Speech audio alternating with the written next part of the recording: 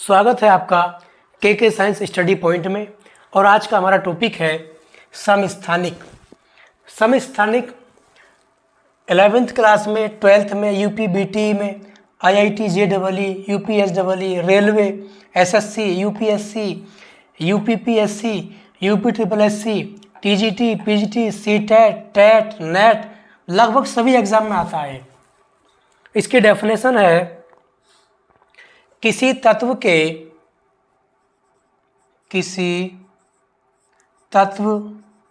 के वे परमाणु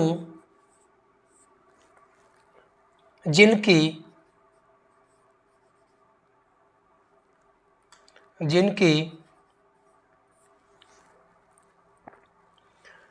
परमाणु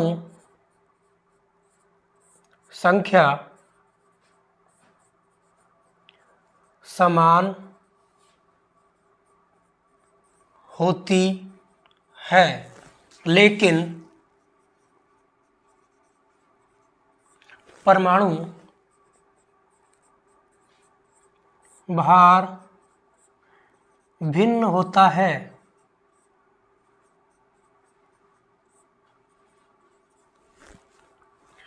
आइसोटोप्स कहलाते हैं।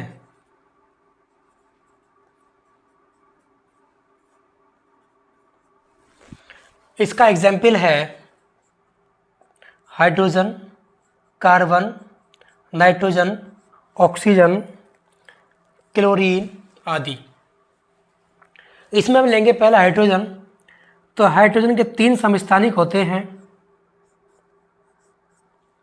पहला है 1H1, दूसरा है 1H2 और तीसरा है 1H3।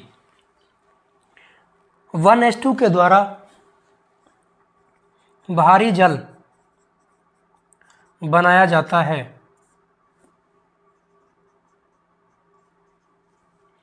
जबकि 1H3 रेडियो एक्टिव है।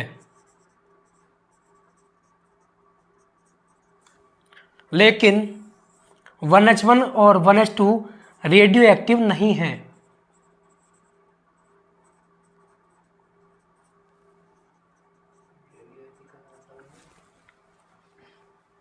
इसमें 1H1 और 1H2 रेडियो एक्टिव नहीं है, लेकिन 1H3 रेडियो एक्टिव है, जबकि 1H2 का उपयोग भारी जल बनाने में किया जाता है। इनके नाम है 1H1 को कहते हैं प्रोटियम और 1H2 का नाम है ड्यूटेरियम और 1H3 का नाम है ट्राइटियम।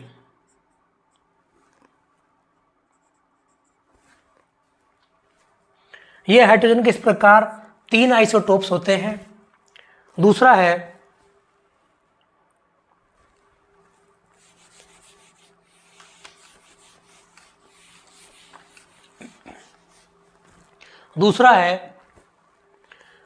है कार्बन।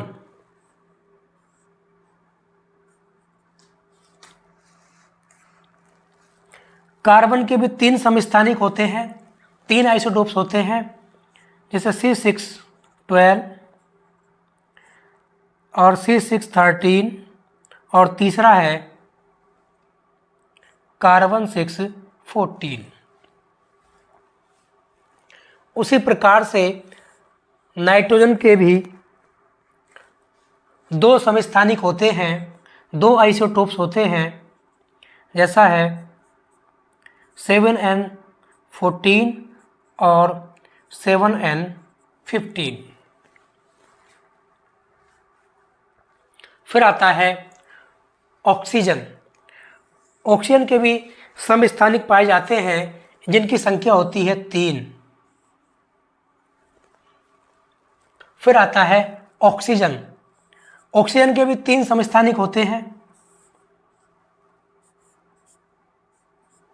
ऑक्सीजन का एटॉमिक नंबर होता है 8, एटॉमिक मास 16 और दूसरा आइसोटोप्स है 17, तीसरा है 18। फिर आता है क्लोरीन। क्लोरीन के भी दो समस्थानिक होते हैं, 17Cl35 और 17Cl37। ऑक्सीजन 8, 16, 17 और 18। फिर आता है क्लोरीन। क्लोरीन के भी दो समस्थानिक होते हैं, पहला है 17Cl35 और 17Cl37। अब आता है इसके यूज किस में करते हैं। ऑफ आइसोटोप्स यानी सम स्थानिकों के उपयोग, सम स्थानिकों के उपयोग। ये उपयोग सभी प्रतियोगी परीक्षाओं में आते हैं। सबसे ज़्यादा इम्पोर्टेंट यही है जो आते हैं। इसमें पहला है कोबाल्ट 60। इसका यूज हम करते हैं कैंसर के उपचार में। दूसरा है फॉस्फोरस 32। इसका हम यूज करते हैं हड्डी के कैंसर में। यदि किसी बोन में, बॉडी के किसी पार्ट के हड्डी में कैंसर हो जाए तो P32 के द्वारा इसका उपचार करते हैं। फिर आता है सीजियम 137। सीजियम 137 का उपयोग भी हम कैंसर के उपचार में करते हैं। फिर आता है आयोडीन 131। आयोडीन 131 का प्रयोग हम थायराइड कैंसर के उपचार में, यानी गले में जो घेंगा रोग होता, फूल जाता है, उसमें कैंसर ही बन जाता है उसमें, और थायराइड विकारों के उपचार में, यानी जो घेंगा रोग होता है उसके उपचार में करते हैं आयोडीन 131 का यूज। फिर आता है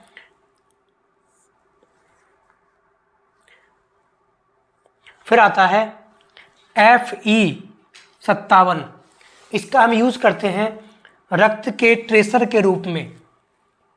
फिर आता है आयोडीन 125। आयोडीन 125 का यूज हम आँख के कैंसर के उपचार में करते हैं।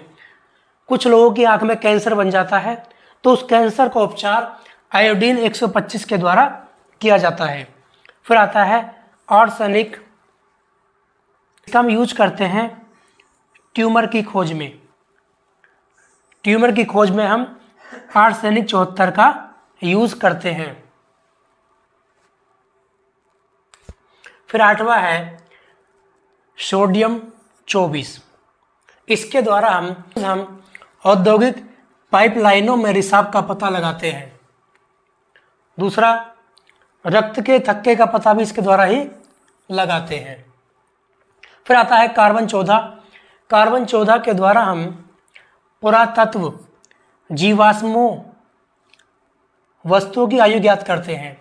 जो पुरानी वस्तुएं होती हैं, जैसे चट्टानों में कोई कंकाल मिल जाए या कोई लकड़ी की चीज़ें मिल जाएं, उन सब का अध्ययन किसके द्वारा करते हैं हम? कार्बन 14 के द्वारा करते हैं। यानी जीवाश्मों का अध्ययन, जितने भी जीवाश्म मिलेंगे इस धरती में, उन सब का अध्ययन हम जितने भी जीवाश्म धरती के अंदर मिलेंगे या ग्रह पर, उपग्रह पर मिलेंगे, उन सब का अध्ययन किसके द्वारा करते हैं? कार्बन 14 के द्वारा। फिर आता है यूरेनियम 238 और थोरियम 232। इनका यूज हम पुरानी चट्टानें पहचानने में कि कितनी पुरानी है, कितने वर्ष पुरानी है, और पहाड़ों की आयु ज्ञात करने में। यानी जितनी भी पुरानी चीज़ें होंगी, जैसे पहाड़ है, चट्टान है, समुद्र है, उन सब का अध्ययन किसके द्वारा करते हैं हम? यूरेनियम 238 के द्वारा और थोरियम 232 के द्वारा। फिर आता है इसमें जैसे मेडिकल साइंस में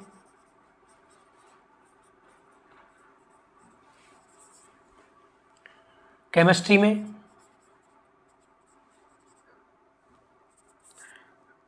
दूसरा फिजिक्स में,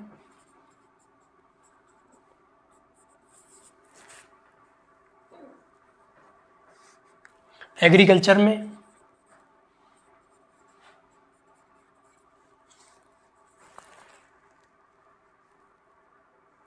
और बायोलॉजी में।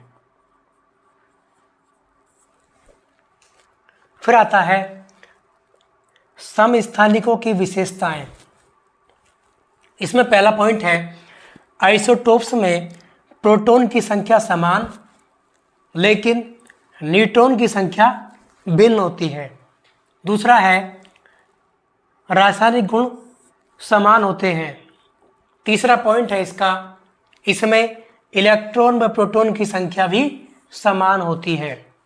चौथा पॉइंट है किसी तत्व के सभी समस्थानिकों को आधुनिक आवर्त सारणी में एक ही स्थान पर रखा गया है। फिर आता है समभारिक आइसोबार्स। इसकी डेफिनेशन है विभिन्न तत्वों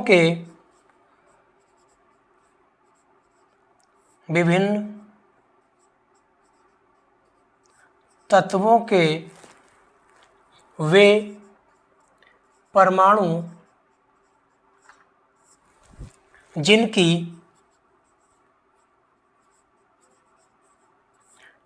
द्रव्यमान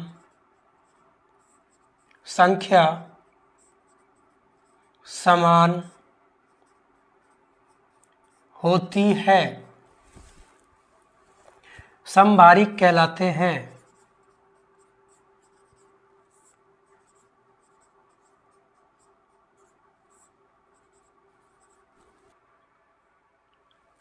इनका एग्जाम्पल है 18 आर्गन 40 और 19 पोटेशियम 40 और 20 कैल्शियम 40। दूसरा है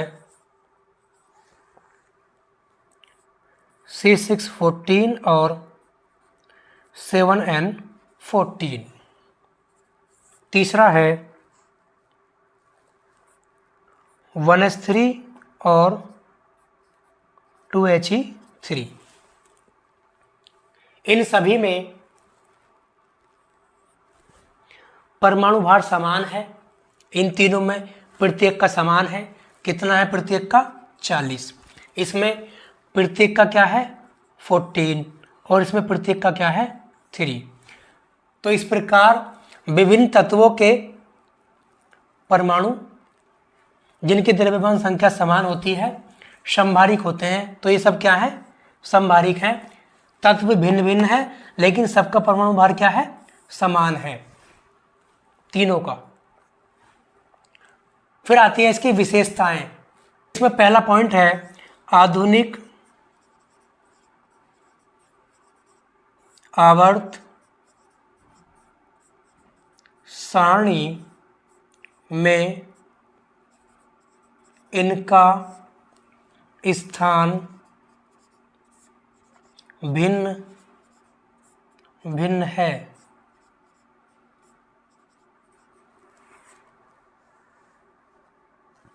दूसरा पॉइंट है इनके रासायनिक व भौतिक गुण भिन्न होते हैं।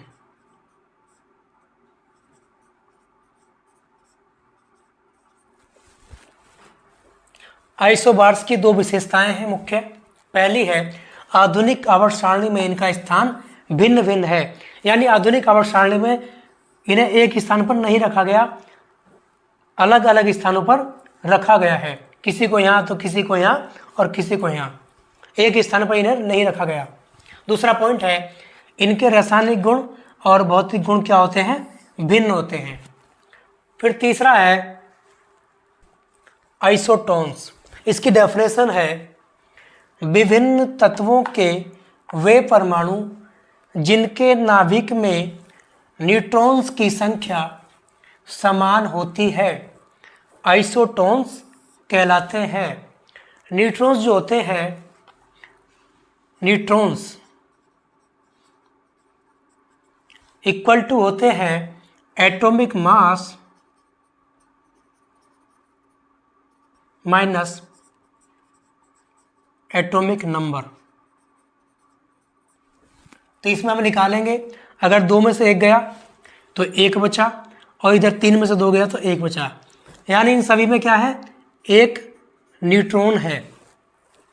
इसमें हम चेक करेंगे, अगर 37 माइनस 17 तो क्या बचा, इक्वल टू 0 और 20। अब इसमें से घटाएंगे 38 में से 18 को, तो 0 और 2। अब इसमें से 40 में से 20 घटाएंगे तो 40 माइनस 20, 20। यानी इन तीनों में क्या है, न्यूट्रॉनों की संख्या भी समान है, सभी में 20-20 है। तो इसे हम कहते हैं सम न्यूट्रॉनिक्स। जिनमें न्यूट्रॉनों की संख्या समान हो उन्हें हम कहते हैं सम न्यूट्रॉनिक्स, आइसोटोन्स। और इसका फॉर्मूला ये है, यानी भार माइनस क्रमांक। चौथा है आइसो इलेक्ट्रॉनिक्स। इसकी डेफिनेशन है वे परमाणु तथा आयन जिनमें इलेक्ट्रॉन की संख्या समान होती है सम इलेक्ट्रॉनिक कहलाते हैं। इसमें जो होंगे इलेक्ट्रॉन समान होते हैं, जैसे नाइट्रोजन का एटॉमिक नंबर होता है 7, लेकिन इस पर है -3, तो क्या हो जाएगा, 7 + 3 = 10 इलेक्ट्रॉन। ये माइनस का चिन्ह ये शो करता है कि इसने इलेक्ट्रॉन किसी दूसरे से लिए हैं। ऑक्सीजन का होता है 8, इसने भी क्या है, 2 इलेक्ट्रॉन लिए हैं, तो ये भी क्या हो जाएगा, 8 + 2 = 10 इलेक्ट्रॉन। फ्लोरीन का होता है 9, इसने भी क्या है, 1 इलेक्ट्रॉन लिया है, तो क्या हो जाएगा, 9 + 1 = 10 इलेक्ट्रॉन। और नियोन का होता है 10, तो इसमें 10 ही इलेक्ट्रॉन हैं। मैग्नीशियम का होता है 12, लेकिन इससे 2 इलेक्ट्रॉन निकले हैं। प्लस का मतलब होता है इलेक्ट्रॉनों का निकलना, ये प्लस का मतलब होता है कि Mg से 2 इलेक्ट्रॉन बाहर हो चुके हैं, तो इसमें हो जाएगा 12 - 2 = 10 इलेक्ट्रॉन। अब इधर आओ सल्फर में। सल्फर का होता है 16, लेकिन 2 माइनस है इस पर, इसने भी 2 इलेक्ट्रॉन लिए हैं, तो जुड़ जाएंगे 2 इलेक्ट्रॉन बराबर 18 इलेक्ट्रॉन। क्लोरीन का होता है 17, इस पर भी एक माइनस का चिन्ह है, इसने भी 1 लिया है, तो हो जाएगा 17 + 1 = 18 इलेक्ट्रॉन। आर्गन का होता है 18। फिर होता है पोटेशियम, इसने 1 इलेक्ट्रॉन दिया है, तो हो जाएगा 19 - 1 = 18 इलेक्ट्रॉन। कैल्शियम का होता है एटॉमिक नंबर 20,